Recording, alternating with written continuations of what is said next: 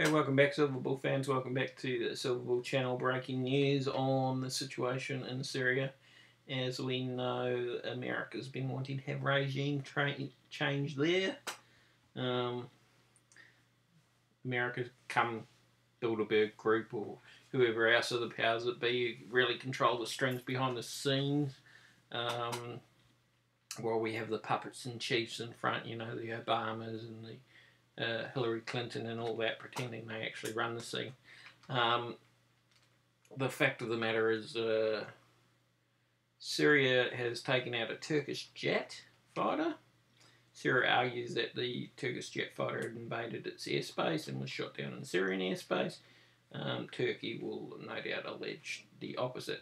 So it's not quite Gulf of Tonkin where they're claiming they were fired on and they weren't. Both sides have admitted, yes, a jet fighter has been shot down out of the sky. The key question is whereabouts. The Prime Minister, President of Turkey, rushed back from Brazil, where they've been having a conference, and is not in a very happy mood, and is certainly saber-rattling. Now, Turkey and Syria were both part of the Ottoman Empire. After the breakup of the Ottoman Empire after the First World War, they redrew the map. But these are basically modern, last century drawn borders, okay? And there's a whole bunch of unhappy people there.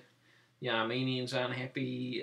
Turkey had a nice genocide where they killed off a bunch of Armenians. So there's still a part of the country there where, for quite a long time there, Turkish teachers and that were executed by the Armenians. So, you know, both sides had blood on their hands. You've got another group here down around Mosul who wouldn't want part of Turkey as well. When you go back historically, you know, there weren't nations, Iraq, Iran, all that. There was Persia, Persian Empire. There was a Baghdad Caliphate. There was a Sassanid Empire. There was a Parthian Empire. There was, you know, Egypt. There's been heaps of different empires over the time in the Middle East. All these boundaries are modern boundaries. Okay? Turkey was created by Mustafa Kemal Ataturk, who created the country in the 1920s as a modern state. All right, yes, Islamic, but you know, secular. They wanted to create it as a secular state, not to be dominated by Islam. So he created the country of Turkey. A bunch of Greeks got kicked off from this side of the coastline because there were a bunch of Greeks who were still living in places like Ephesus and, you know, cities, historic cities. You think of cities that Paul visited and that. There were a lot of Greeks who used to live there. Istanbul, of course, once was known as Constantinople, and before then it was known as Byzantine, or Byzantium, which was basically the remnants of the Roman Empire. Most of us think the Roman Empire fell in the 400s with the sacking of Rome by the Vandals, and thereafter they just had puppet Roman emperors. But certainly in the Eastern Roman Empire in Byzantium, it survived to the 1400s and was definitely a decent empire and seen as a bulk word of culture. Much of the Renaissance that occurred in Italy and that happened because of the Greek texts and other things like that, the information they got from Byzantium. Anyhow, that's all a side issue. The fact of the matter is, how does America get regime change in Syria when China and the USSR, or sorry, when Russia and China, the USSR, Russia and China have said no. They've said no on the Security Council, on the UN, and they've obviously said no in the backdoor channels as well, letting them know that they will go to war with that. You know, Libya, they didn't like what America did in Libya, and they're definitely not going to tolerate it in Syria. The Russians have a naval base in Syria with 10 Russian warships there.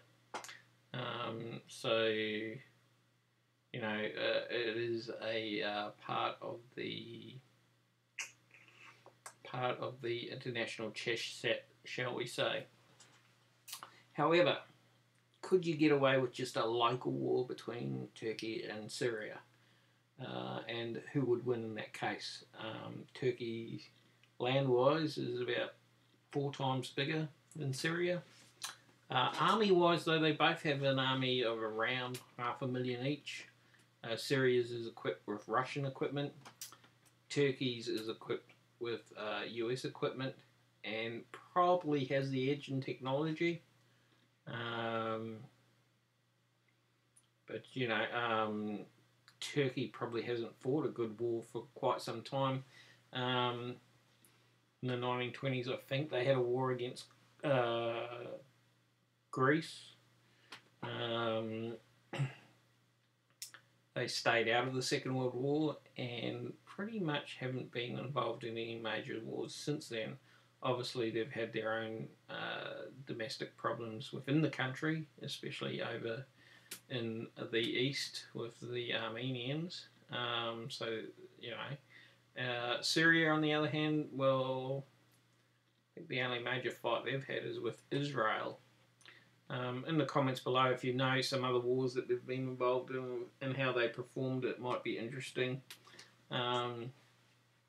Because even if you've got the equipment and troops, unless you have the experience amongst generals, officers and stuff like that, often the results can be less than ideal. It's perhaps why the Americans and the British are such good fighting armies. Not only do they have the esprit de corps, they have pretty regular activities and conflicts, I don't think since the Second World War a decade has gone by without the US being involved in a war. You had Korea, you had Vietnam, you've had Iraq 1 and 2, you've had Afghanistan now, as well as a whole heap of other smaller actions. So their military is experienced. They fought numerous times. They know what's required in terms of deployment, in terms of supply, and just in terms of guys having shot at people and been shot at before and not turn into water the moment the lead starts flying. So it'll be interesting to see if this saber rattling does go to something bigger. I hope not, but it may do. And if so, is it just going to be between Turkey and Syria? Can the US and can Russia and China stay out of it and just let those two sort it out? Sort of have a de facto fight without the rest of the world becoming involved, sort of like what they did in Korea, where the Chinese and the US fought, but only on the Korean peninsula. They didn't start invading China or anything like that, even though it was Chinese troops fighting the Korean peninsula, and even though it was Soviet pilots flying MiGs they did the best they could to avoid it becoming a wider conflict. So is this a way the powers that be have seen to say, oh, well, we're going to have a Syria's regime change, but it's going to be done by Turkey, not by the USA. What happens if Turkey fails? Because of those reasons I've mentioned, despite having good equipment and all the rest of it, they don't have the necessary experience in warfare. Because war is very unforgiving and will quickly show your deficiencies in leadership and morale and supplies, all sorts of things like that. Anyhow, so that's a problem that the world faces quite a dangerous time. What are your thoughts on it? Feel free to put a video response or put something in the comments. You know, we have some interesting places nearby. We have Greece, which is undergoing very bad economic times. We have Yugoslavia, where they just recently had a conflict, over a decade ago now, and split into their little tinier sections. So, and Serbia was one of the countries that helped set off the First World War. A spat between Serbia and Austria ended up becoming a worldwide conflict, resulting in World War One. And we've got some pretty dangerous things in Europe happening right now. We've got a bloated bureaucracy in the EU that just doesn't care. They're more interested in feathering their own nest and tying people up with 1,000,001 regulations and just destroying people. Certainly not promoting freedom. You've got nations like Spain where 25% are unemployed. That's 1 in 4 people who want a job can't get one. 50% amongst young people. That's just a huge reservoir of angry people. And the worrying thing is when you look at how World War II started, originally how it started is you had really bad economics. Then you had smaller wars start off, like you had Italy invade Ethiopia and annex Albania. And you had the Spanish Civil War, a very bloody civil war in Spain.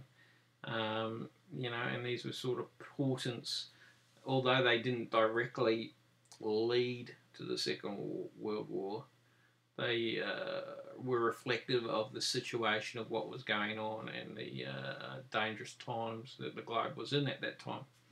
And this sort of war, if we had a war between Turkey and Syria, you know, it could easily spiral into something bigger. And it could, you know, it could just be a portent of the fact that there's a greater crisis going on underneath in the scenes. Anyhow, put your thoughts about it. If you feel free to say if you think it became a fight between Turkey and Syria, who'd win. I would think the smart thing here is for Syria to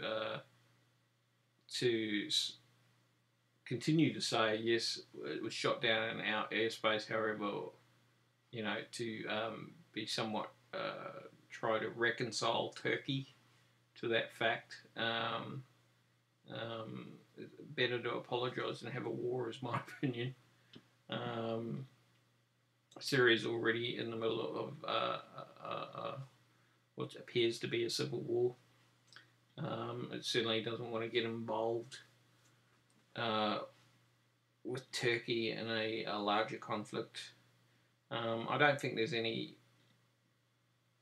likelihood that Turkey would seek to annex Syria to become part of Turkey. Too many of these other nations around would be afraid they'd be trying to set up a new Ottoman Empire again,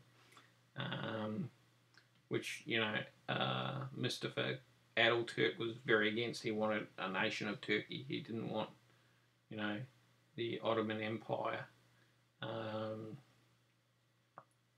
And he's the founder of Turkey and held in great respect in that country.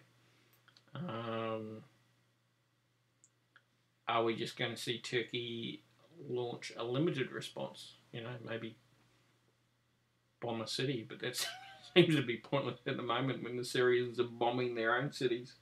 What's the point? Be interesting to see what happens, and I'll keep you posted.